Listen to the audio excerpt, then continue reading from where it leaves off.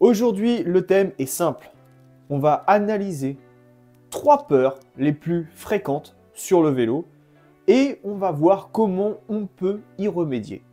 Sachez que cette vidéo, c'est avant tout mon ressenti, mon expérience, mais je me suis aussi appuyé sur les travaux de psychologues du sport et d'universitaires qui travaillent dans ce domaine. Donc je pense ne pas dire trop de bêtises. Bonjour à tous, je m'appelle Tony, vous êtes bienvenus sur le petit vlog à vélo. Bienvenue aux nouveaux arrivants. Sans plus tarder, on s'attaque tout de suite à la première. Rouler en ville. Entraînez-vous autant que possible avant de vous lancer. Faites cela dans un environnement familier, un parking, des petites routes, avec peu de circulation. Demandez éventuellement à quelqu'un de plus expérimenté que vous de vous aider pendant l'entraînement. Vous donnez des conseils, comprendre le code de la route. Si pendant cette période, vous avez une altercation avec un automobiliste, un autre cycliste ou un piéton, gardez votre calme. Ne pas mettre de tension supplémentaire sur ce qui provoque déjà chez vous du stress. Vous allez comprendre que même si vous êtes dans votre bon droit, avec certaines personnes, quoi qu'il arrive, vous aurez toujours tort. Posez-vous, respirez et repartez sereinement. Après plusieurs sorties, vous allez être de plus en plus à l'aise, de plus en plus confiant. Vous allez mieux appréhender et comprendre les codes de circulation à vélo. Et évidemment, respecter le code de la route, respecter les feux, respecter les céder le passage, respecter les piétons. Voilà, tous les dangers qui peuvent venir, surtout les dangers venant de la droite. Il y a aussi les priorités à droite qu'il ne faut pas négliger. Et beaucoup de cyclistes oublient ce détail. Ce qui, par le biais de l'actualité, malheureusement, me donne raison sur ce point. Ce qui amène directement au deuxième point. La peur de l'accident. Gardez dans un coin de votre tête que, hélas, ça peut arriver. Pour éviter les accidents, respectez le code de la route, surtout restez concentré sur votre environnement. Les trottoirs, les pistes cyclables dégradées, les bandes blanches, les ronds-points. Évitez de regarder votre téléphone ou même de regarder ce qui se passe autour de vous. Le maître mot, dans ce cas, ce sera d'anticiper. Si vous êtes victime d'un accident, se remettre d'un accident, peu importe sa nature, c'est pas évident. Mes conseils après un accident, la première chose est de consulter un médecin. Même le plus petit des chocs, par exemple tomber à l'arrêt, peut provoquer des complications. Faites prendre en charge votre vélo. Il est essentiel que vous ayez dans l'idée de remonter dessus. Faites-le vérifier et assurez-vous qu'il soit en parfait état de rouler. Cette étape ne consiste pas seulement à s'assurer que votre vélo est en bon état de marche. Selon les travaux de la psychologue de sport Judy Van Halte, il s'agit également de vérifier votre état psychologique. Je la cite donc. Être préparé mentalement fait partie de votre contrôle, comme vérifier votre équipement. Les gens réagissent de différentes manières après un accident. Alors prenez le temps de réfléchir à la nature de vos peurs et essayez d'en parler à quelqu'un. Des amis, un groupe de soutien, un thérapeute, d'autres cyclistes, des pages Facebook ou des forums dédiés.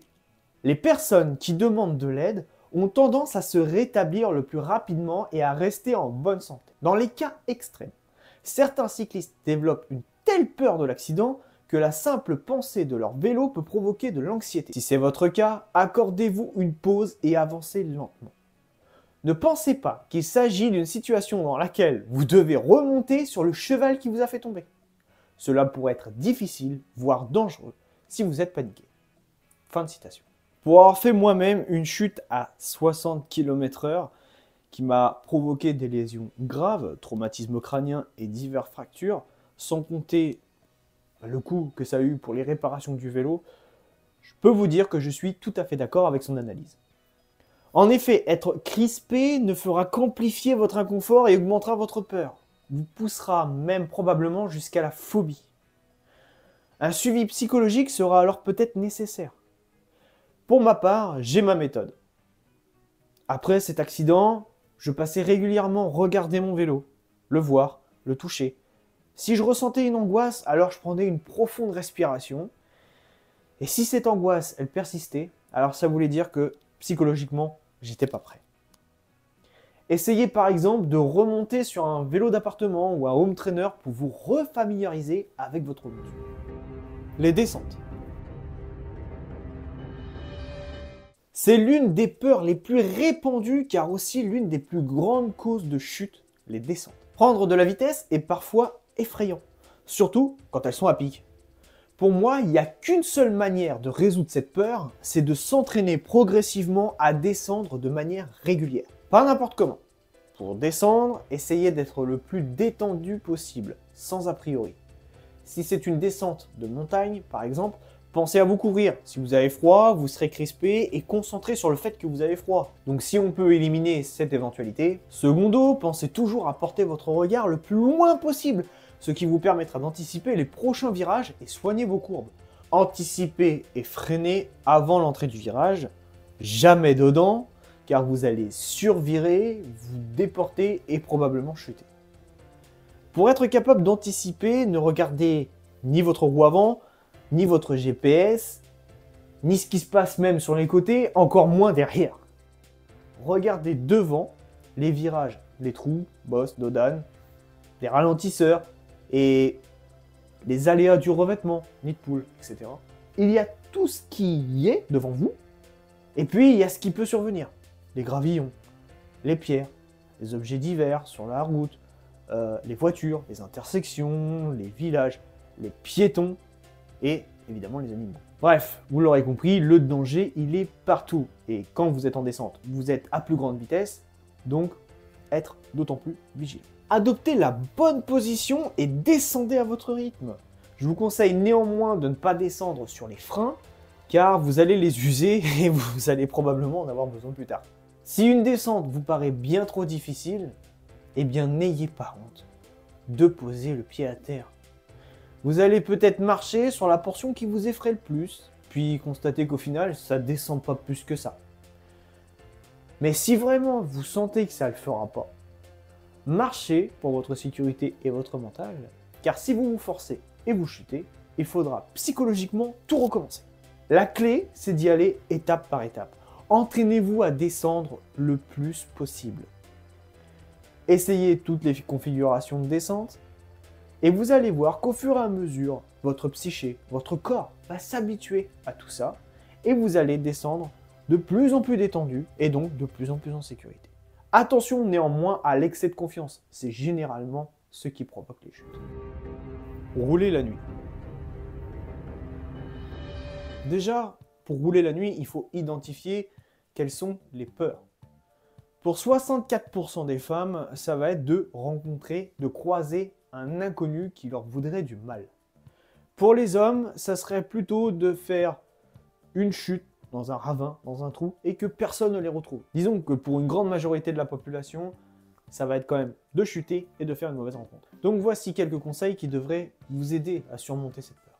Déjà, on va axer sur le fait que vous soyez voyant pour votre sécurité. On va déjà parler de sécurité, ne serait-ce qu'avant de partir. Donc, je vous conseille de vous équiper d'un casque de vélo lumineux, des vêtements réfléchissants, on évite le full black, et je rappelle que le gilet jaune est obligatoire de nuit hors agglomération, mais je vous conseille quand même de le garder en ville. Les lumières sur le vélo, évidemment obligatoires. Vous pouvez même ajouter des éléments lumineux et des éléments réfléchissants supplémentaires si cela peut vous rassurer.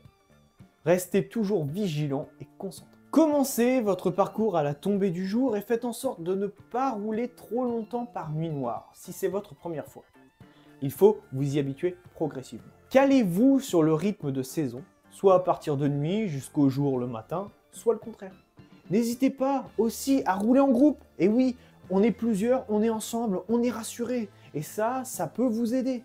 Ça peut vous aider à surmonter l'angoisse de la nuit. En ce qui concerne votre peur de faire une mauvaise rencontre, donc ça, c'est mon petit tips, prévenez un ami ou un proche de votre itinéraire.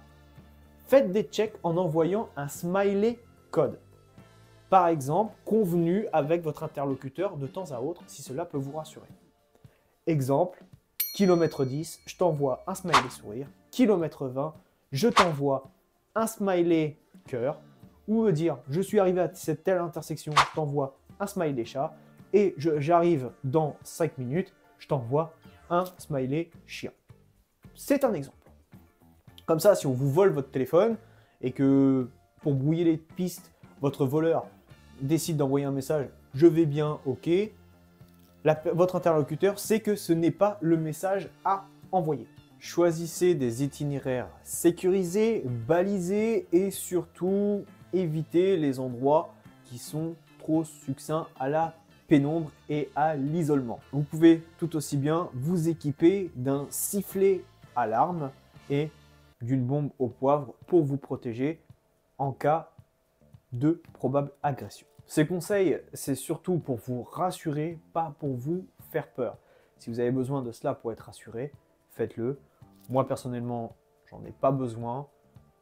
Je connais à peu près les endroits qui craignent par ici. Quitte à faire un détour, j'évite de les fréquenter. Tout simplement. Si vous traversez un bois, des chemins, des champs, ne paniquez pas. Il se peut que vous croisiez de la faune sauvage. N'hésitez pas à chanter, par exemple, pour effrayer les animaux qui pourraient surgir devant vous. Mais ne serait-ce que de vous munir d'un sifflet d'alerte et d'une lampe puissante sera largement suffisant. Pensez que la faune est plus effrayée par vous que le contraire. Si vous avez besoin d'être dépanné, retenez systématiquement le dernier panneau que vous avez croisé. Mettez-vous dans un coin en sécurité et patientez ou faites votre réparation. Et surtout, n'oubliez pas de prévenir de votre retard. Pareil, toujours en utilisant un smiley code. Par exemple, l'horloge dira que je suis en retard ou la cloche dira que je suis en avance. Par exemple. Rouler de nuit est pour moi l'une des meilleures expériences à vivre. En effet, la circulation est réduite. À la campagne, il y a une quiétude qui s'empare de votre environnement. Bref, profitez de ce moment plutôt que de le voir comme quelque chose d'angoissant. Je sais qu'on a peur, on ne voit pas forcément ce qui arrive sur les côtés, mais moi, ce que j'aime, c'est me poser le bord d'un chemin et juste écouter les bruits de la nuit, les grillons l'été, voilà, le brame du cerf à l'automne. Voilà, des choses qui sont vraiment agréables à écouter, à entendre. Voilà en ce qui concerne mes conseils pour affronter ou se remettre d'éventuelles peurs qu'on peut avoir sur le vélo. Et vous, quelles sont les peurs qui vous angoissent le plus sur le vélo ? Avez-vous déjà été victime d'un accident? Psychologiquement, avez-vous eu du mal à vous en remettre? Est-ce que vous auriez des conseils supplémentaires à ajouter à cette vidéo? N'hésitez pas à les mettre en commentaire. Et c'est là-dessus que se termine cette vidéo. Je vous remercie de l'avoir regardée. J'espère qu'elle vous a plu. N'hésitez pas à la liker, la commenter et la partager si vous la trouvez utile. Si vous la trouvez utile aussi pour d'autres personnes. Et puis moi comme d'habitude, je vous dis à bientôt sur les petits vlogs à vélo. Tchuss les cyclopathes.